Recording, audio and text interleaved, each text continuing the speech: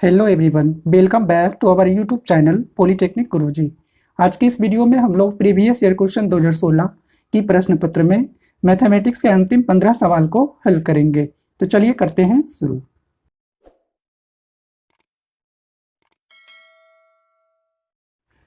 आज का हमारा पहला क्वेश्चन आपके स्क्रीन पे दिख रहा होगा। Question number 16, sine square pi by 8 plus A by 2 minus sine square pi by 8 minus A by 2 का मान है। फॉर्मूला आपका है साइन स्क्वायर ए माइनस साइन स्क्वायर बी। यहाँ पे ध्यान दीजिएगा, दोनों साइन के पास एंगल डिफरेंट है, अलग अलग है, तो इसे हम लिख सकते हैं साइन ए प्लस बी इंटू साइन ए माइनस बी। तो यहाँ पे देखें, ये क्वेश्चन हमारा उसी फॉर्मूला पे आधारित है। ए के रूप में ये पूरा एंगल हो जाएगा और बी के रूप में ये पूरा एंगल हो जाएगा। तो इसे पढ़ेंगे हम लोग साइन स्क्वायर ए माइनस साइन स्क्वायर बी। तो इतना को हम लोग लिख सकते हैं साइन ए प्लस बी इंटू साइन ए माइनस बी। ए के रूप में हमारा होगा pi by 8 plus A by 2 और प्लस बी के रूप में होगा pi by 2 minus pi by 8 minus A by 2 into, अब लिखेंगे साइन ए माइनस बी। ए के रूप में होगा pi by 8 plus A by 2 minus B. तो ये देखिए, माइनस में करके लिखेंगे तो पाई बाई 8 में हमारा माइनस हो जाएगा, माइनस माइनस प्लस हो जाएगा ए बाई 2। इसी को कैलकुलेट करेंगे। यहाँ से देखिए पाई बाई 8 प्लस माइनस में कट जाएगा और इधर देखते हैं तो ए बाई 2 प्लस माइनस में ये भी कैंसिल हो जाएगा। तो अब बचेगा हमारा sign pi by 8 plus pi by 8 add होकर के आ जाएगा 2 पाई बाई 8 इंटू साइन, इधर A by 2 plus A by 2 add होकर के हो जाएगा आपका ए। तो यहाँ से 2 को 8 से कैंसिल कर देंगे, पाई बाई 8, तो ये बच जाएगा आपका sine pi by 4 into sine A. तो पता होना चाहिए पाई बाई 4 को 45 डिग्री बोलते हैं, तो साइन 45 डिग्री का वैल्यू होता है 1/√2 इंटू साइन ए। तो देखिए कौन सी ऑप्शन मैच कर रहा, तो ऑप्शन सी होगा साइन ए बाई√2, ऑप्शन सी।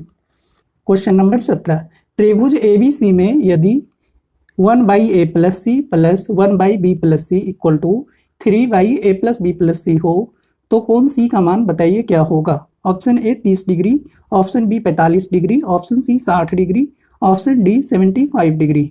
तो चलिए, इस क्वेश्चन में एक इक्वेशन दिया हुआ है, इस इक्वेशन को हम लोग सॉल्व करेंगे, एलसीएम वगैरह करेंगे। तो यहाँ देखिए a प्लस बी प्लस सी को इस बार ले चले आएंगे तो इधर ऊपर आ जाएगा, क्योंकि इधर डिवीजन में है तो इधर मल्टीप्लिकेशन में आ जाएगा। तब इधर इसको सॉल्व करेंगे, देखिए a प्लस सी को कैंसिल कर देंगे तो ऊपर बचेगा सिर्फ b और नीचे a प्लस सी और 1, जो कैंसिल हो रहा है उसके जगह पे 1 बचेगा। उसी प्रकार यहाँ से a by B plus C plus 1 और इधर है 3। तो इधर देखिए डिजिट यहाँ पे 1 और 1 2 हो जाएगा और 2 को इधर लाएंगे तो माइनस में आ जाएगा 2, तो 3 माइनस 1 इक्वल टू कितना आ जाएगा 3 और प्लस ये दोनों हमारा फ्रैक्शन बचेगा। इसी को फिर आगे ले चले, एलसीएम करेंगे, एलसीएम करने के बाद इक्वल टू हमारा बचेगा 3 - 2 इक्वल टू 1 और इसी को मल्टीप्लाई करेंगे तो यहाँ पे एक रिलेशन आएगा ये। अब ए बी को इस बार लेकर आएंगे तो आपका डिवीजन में आ जाएगा और इसके जगह पे बचेगा 1। उसके बाद फिर क्या करेंगे, इसमें 2 डिवाइड कर देते हैं दोनों तरफ, तो ये बनेगा आपका A square plus B square minus C square divided by 2ab equal to 1/2। क्या किए हैं तो इसमें 2 से डिवाइड कर दिए हैं और चूंकि ये इक्वेशन है तो जो भी काम करेंगे दोनों साइड करेंगे।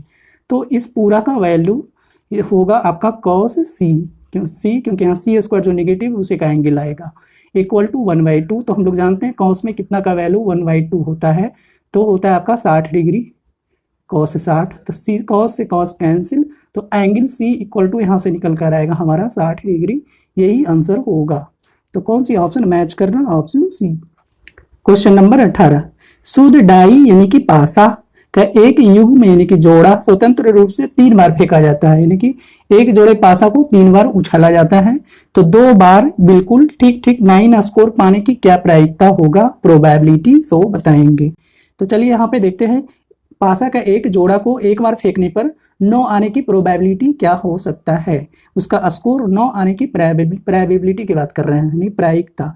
जब एक जोड़ा पासा को एक साथ उछाला जाता है तो टोटल प्रोबेबिलिटी जो इवेंट आएगा आउटकम वो होगा आपका 36 होगा, और जबकि 9 स्कोर 9 आने की प्रायिकता तो 6-3 या फिर 3-6 या फिर 5-4 या फिर 4-5, इस तरह से देख रहे हैं तो 4 पॉसिबिलिटी बन रहा, तो प्रोबेबिलिटी आ जाएगा कट करके 1/9।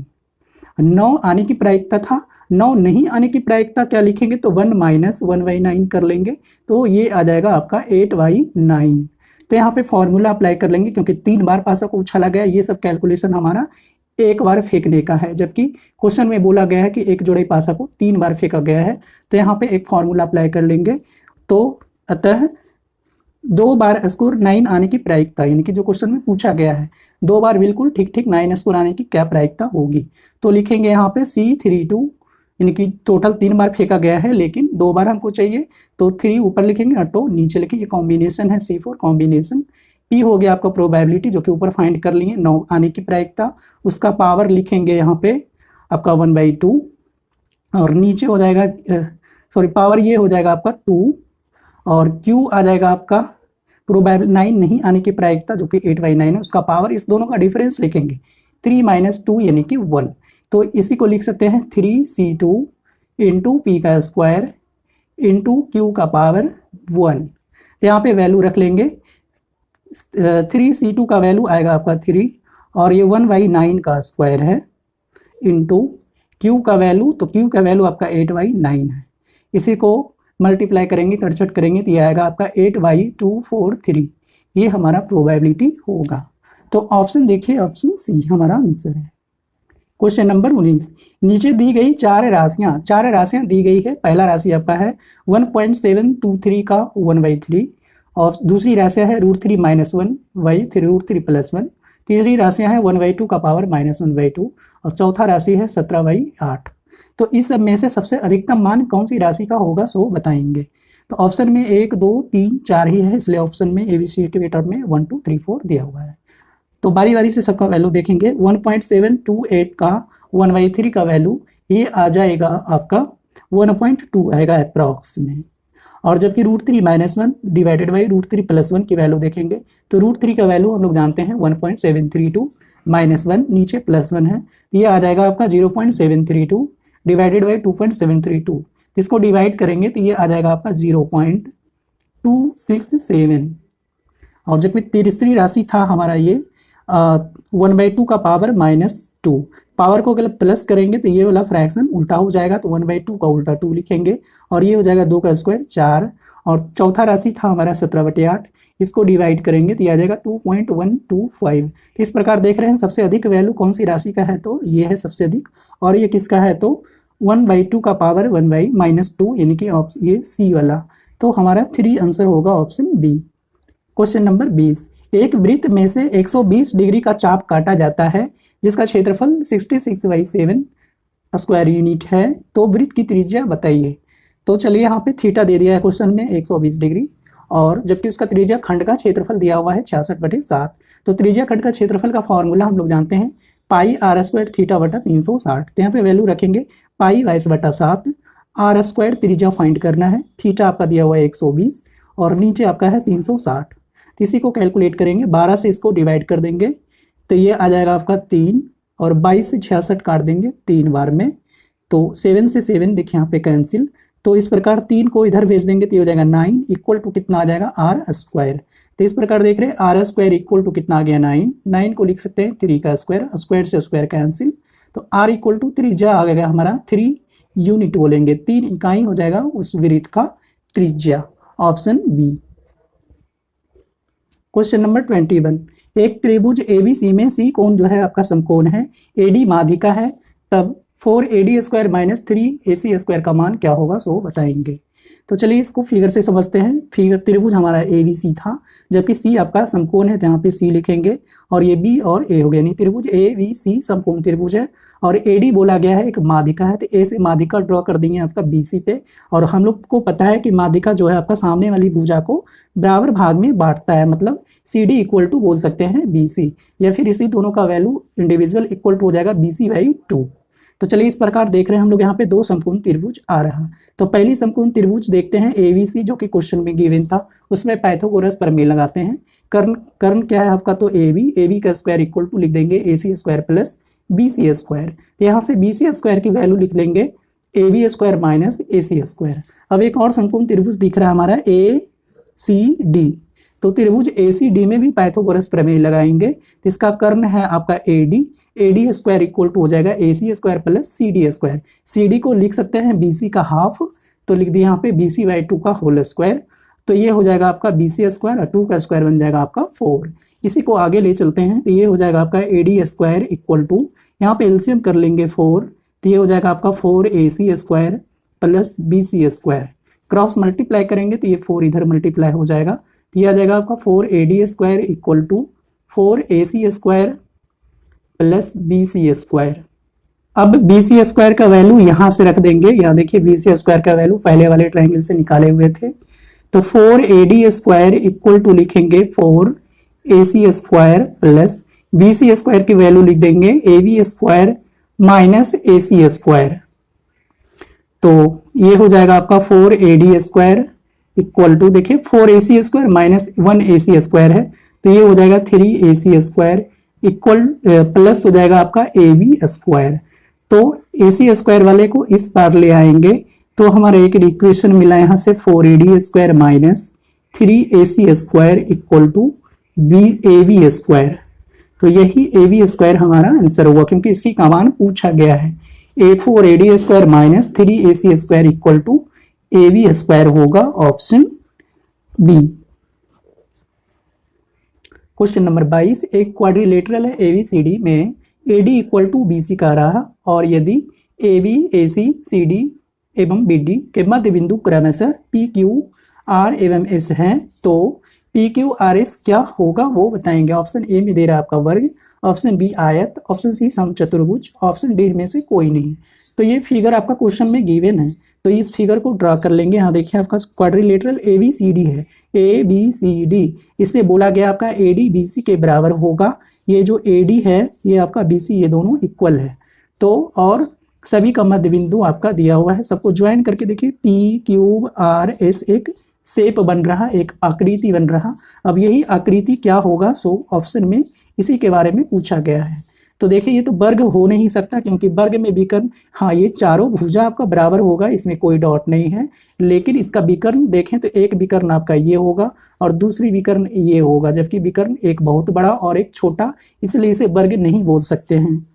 और इसे आयत भी नहीं कह सकते, क्योंकि आइए देखिए चारों भुजा बराबर है, इसलिए ये आयत भी नहीं होगा। और ऑप्शन सी देखिए समचतुर्भुज, तो समचतुर्भुज में हम लोग जानते हैं उसमें चारों भुजा बराबर होता है, परंतु उसकी विकर्ण बराबर नहीं होते हैं। तो देख रहे हैं यहाँ पे एक विकर्ण छोटा और दूसरी विकर्ण बड़ा है, इसका मतलब हुआ ये जो PQRS शेप दिख रहा ये आपका समचतुर्भुज होगा, option C. Question number 23, A, B एवं C के बीच की भागीदारी में A की पूंजी 4000 रुपया है। ABC तीनों आदमी मिल करके उसमें से A की पूंजी जो आपका 4000 है। यदि 800 रुपया के लाभ में A का 200 भाग और C का भाग आपका 100 रुपया, यानी कि 800 रुपया जो आपका लाभ है तीनों का मिला करके है। और क्वेश्चन में A का भाग उसमें से 800 में से 200 है A का, और C का आपका 100 रुपया है। तो B की पूंजी क्या होगा सो बताएंगे। तो चलिए क्वेश्चन में A की पूंजी दिया हुआ है 4000 रुपया, ABC तीनों मिल करके उसका लाभ है आपका 800 रुपया। तो B का लाभ लिखेंगे 800 माइनस A का लाभ माइनस C का लाभ, तो B का लाभ हमारा आएगा 800। A का लाभ देखिए क्वेश्चन में आपका दिया हुआ है 200 रुपया, C का लाभ दिया हुआ है 100 रुपया, तो ये यहाँ से घटाएंगे तो ये आ जाएगा आपका 500 रुपया। 500 रुपया ये जो आया आपका B का लाभ आया है। तो हमारा पूछा जा रहा है B की पूंजी बताइए। तो B की पूंजी निकालने के लिए सिमिलर टर्म में एक साथ लिखेंगे। A की पूंजी दिया हुआ है 4000 रुपया, जबकि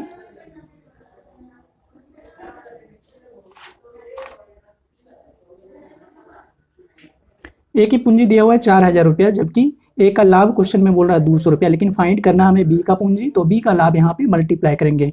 ध्यान रखिएगा जो चीज़ यहाँ पे ज्ञात करना होगा उसी को मल्टीप्लाई करेंगे। तो हमारा B का लाभ लाना है, B का पूंजी लाना है, तो B का लाभ यहाँ पे मल्टीप्लाई करेंगे।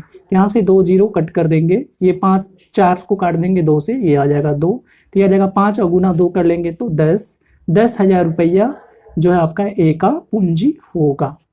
तो ऑप्शन डी हमारा आंसर होगा। क्वेश्चन नंबर 24, एक वर्ग का क्षेत्रफल और विकर्ण पे बने एक वर्ग का क्षेत्रफल का अनुपात बताएं। तो चलिए वर्ग का क्षेत्रफल लिखना है तो लिख देते हैं वर्ग का क्षेत्रफल। वर्ग का क्षेत्रफल a1 लिखेंगे और ये क्षेत्रफल होता है भुजा का स्क्वायर यानी कि a स्क्वायर। जब अब क्वेश्चन में चलिए इसका पहले विकर्ण लिख लेते हैं, तो विकर्ण हो जाएगा आपका अंडर रूट 2 गुना भुजा यानी कि 2a। अब बोला जा रहा है एक नया वर्ग बनाएंगे यानी कि नए वर्ग, तो इसका क्षेत्रफल, नए वर्ग का क्षेत्रफल और इसका भुजा जो, और ये वर्ग बनाया गया कहाँ पे, तो उसके विकर्ण पे, तो इसका क्षेत्रफल लिखेंगे भुजा का स्क्वायर, लेकिन अब इसका भुजा जो होगा वो विकर्ण हो जाएगा इसका भुजा, और विकर्ण अभी देखे हैं रूट 2a, उसका स्क्वायर कर लेंगे तो ये बन जाएगा आपका 2a स्क्वायर, और इसको लिखते हैं a2 नाम देते थे। इसी दोनों का अनुपात पूछा गया यानी कि 1a1 बाई a2। a1 है हमारा a स्क्वायर, a2 आ गया आपका 2a square, a square cancel, 1/2 यानी कि 1 इज टू 2 बोलेंगे ऑप्शन डी। क्वेश्चन नंबर 25, यदि x square minus 4x plus के इक्वल टू 0 एक क्वाड्रेटिक इक्वेशन है का एक मूल 6 है तो के का मान क्या होगा सो बताएंगे। तो चलिए यहाँ पे इक्वेशन लिख दिए x square minus 4x plus के इक्वल टू 0, जबकि क्वेश्चन में बोला जा रहा है कि इस द्विघात समीकरण का एक मूल है जो कि 6 है, तो x इक्वल टू 6 लिख सकते हैं, और चूंकि ये मूल है तो इसके इक्वेशन को सेटिस्फाई करेगा, तो यहाँ पे लिख देते हैं x के जगह पे 6, तो 6 का स्क्वायर माइनस 4 इंटू 6 प्लस के इक्वल टू 0, ये हो जाएगा आपका 36 माइनस 24 प्लस के। तो इसी को आगे ले चलते हैं, 36 में 24 को घटा देंगे तो ये आ जाएगा आपका 12 प्लस के इक्वल टू 0, तो यहाँ से के इक्वल टू लिख देंगे -12, तो -12 के का वैल्यू होगा ऑप्शन बी। क्वेश्चन नंबर 26, यदि 25 सेंटीमीटर तिरछी ऊंचाई के एक शंकु का वक्र पृष्ठ क्षेत्रफल 550 सेंटीमीटर स्क्वायर है तो इसका आयतन क्या होगा सो बताएंगे। तो चलिए इसमें दिया हुआ है तिर्यक ऊंचाई यानी तिरछी ऊंचाई l 25 सेंटीमीटर और वक्र पृष्ठ क्षेत्रफल दिया हुआ है। तो हम लोग जानते हैं शंकु का वक्र पृष्ठ क्षेत्रफल पाई आर एल होता है, पाई का वैल्यू 22/7, आर नहीं पता है, एल का वैल्यू दिया हुआ है क्वेश्चन में आपका 25 इक्वल टू 550, यहाँ से आर का वैल्यू फाइंड कर लेंगे। तो 22 से चलिए इसको कैंसिल करते हैं, 11 से 2, 11 से इसे काटेंगे तो 50 कटेगा, 25 से फिर ये कट जाएगा 2, 2 से 2 कैंसिल, यहाँ से r/7 इक्वल टू लिख सकते हैं 1, तो r का वैल्यू यहाँ से आ जाएगा आपका 7 सेंटीमीटर, त्रिज्या आ गया शंकु का। तो शंकु का अब हाइट लिख देंगे h equal to √l square minus r square से, तो l आपका 25 दिया हुआ है, 25 का स्क्वायर आपका आएगा 625 माइनस r 7 आया, 7 का स्क्वायर 49, इसको घटाएंगे तो ये घटा कर आएगा आपका 576, और 576 का वर्गमूल हो जाएगा आपका 24 सेंटीमीटर। तो क्वेश्चन में पूछा गया इसका आयतन बताइए क्या होगा, तो आयतन इक्वल टू लिख देंगे 1/3 पाई आर स्क्वायर एच, शंकु का आयतन यही होता है 1/3 पाई आपका हो गया 22/7, त्रिज्या आपका था 7 का स्क्वायर 2 बार लिख देंगे, ऊंचाई आ गया आपका 24, ये देखिए एक 7 काट देंगे, 3 से 24 को काट देंगे 8 बार में, तो ये आ जाएगा आपको मल्टीप्लाई करके 1232 सेंटीमीटर क्यूबिक बोलेंगे आयतन। तो देखिए कौन सी ऑप्शन डी। क्वेश्चन नंबर 27, एक अर्धवृत्त में कोण कितने डिग्री का होता है। ऑप्शन दिया हुआ है ए में π/2, option B π/6, option C π/4, option D π/3। तो चलिए ये समझते हैं इसको फिगर से, अर्धवृत्त का कोण का मतलब क्या है। तो एक देखिए ये एक अर्धवृत्त है जिसका केंद्र O, और यहाँ पे इसका डायमीटर यानी कि इसके व्यास के अंतिम छोर से दोनों को मिलाकर के एक एंगल बनाएंगे, ये इसी को बोलते हैं अर्धवृत्त का कोण। ये होता है आपका अर्धवृत्त का कोण, और ये कितने डिग्री का दिख रहा है आपको, तो ये 90 डिग्री होता है। ऐसे भी ये ट्रायंगल, ये आपका सर्किल वाले चैप्टर में एक प्रमेय पढ़े होंगे, एक theorem, angle in semi circle, वो होता है आपका 90 डिग्री। तो 90 डिग्री है, 90 डिग्री यानी थीटा बोल सकते हैं यहाँ पे 90 डिग्री। 90 डिग्री को लिख देंगे π/2, क्योंकि ऑप्शन में डिग्री में नहीं है, रेडियन में है, तो π/2 हमारा आंसर होगा option A. Question number 28, N भुजा वाले एक बहुभुज के विकर्ण की संख्या 27 है तो एन का मान क्या होगा सो बताएंगे। Option A 9, option B 10, option C 13, option D 18। तो विकर्ण की संख्या आपका दिया हुआ है 27, तो विकर्ण की संख्या के लिए एक फॉर्मूला होता है आपका n × n - 3/2, और विकर्ण की संख्या दिया हुआ है आपका 27, तो लिख देंगे 27 equal to n into N minus 3/2। 2 को इस बार लाएंगे तो आ जाएगा आपका 54। 54 गुना हो जाएगा n इंटू एन माइनस 3। तब यहाँ से फैक्टराइज नहीं करेंगे, ये आपका क्वाड्रेटिक इक्वेशन आएगा, लेकिन इसको सिंपल तरीके से सॉल्व करेंगे। n इंटू देखिए एन माइनस 3 इक्वल टू आ गया 54, और 54 का देखिए फैक्टर बताइए। 54 का फैक्टर लिख सकते हैं 9 गुना 6, और इसको फिर से n into N minus 3 equal to 9। 6 को लिख सकते हैं 9 माइनस 3। तब यहाँ से देखिए कंपेयर करके लिखेंगे। n 9 तो यहाँ 9 लिखा हुआ है, n फिर से 9 तो यहाँ भी 9, 3 तो 3 है, तो कंपेयर करके यहाँ से बता सकते हैं n का वैल्यू कितना होगा, तो 9 होगा। यानी कि बहुभुज में भुजा की संख्या कितना होनी चाहिए, 9 होना चाहिए, वो ऑप्शन ए। क्वेश्चन नंबर 29, यदि a/3 equal to b/4 equal to c/7 तब a plus B plus C by C का मान बताइए। तो ये कंपेयर करके बना लेंगे बहुत ही आसानी से। a का वैल्यू 3 पुट करेंगे, b का वैल्यू 4, c का वैल्यू 7। जो ज्ञात करना है उसको लिख दिया, a plus B plus C by C. a का वैल्यू बोले कितना रखेंगे, तो 3 रखेंगे। b का वैल्यू कितना रखेंगे, 4। c का वैल्यू कितना रखेंगे, 7, और c का वैल्यू 7 नीचे भी। तो ऊपर ऐड करके आ जाएगा आपका 14, और नीचे है 7, 7 से कट जाएगा ये 2। a plus B plus C by C का वैल्यू कितना आ जाएगा, 2, ऑप्शन बी।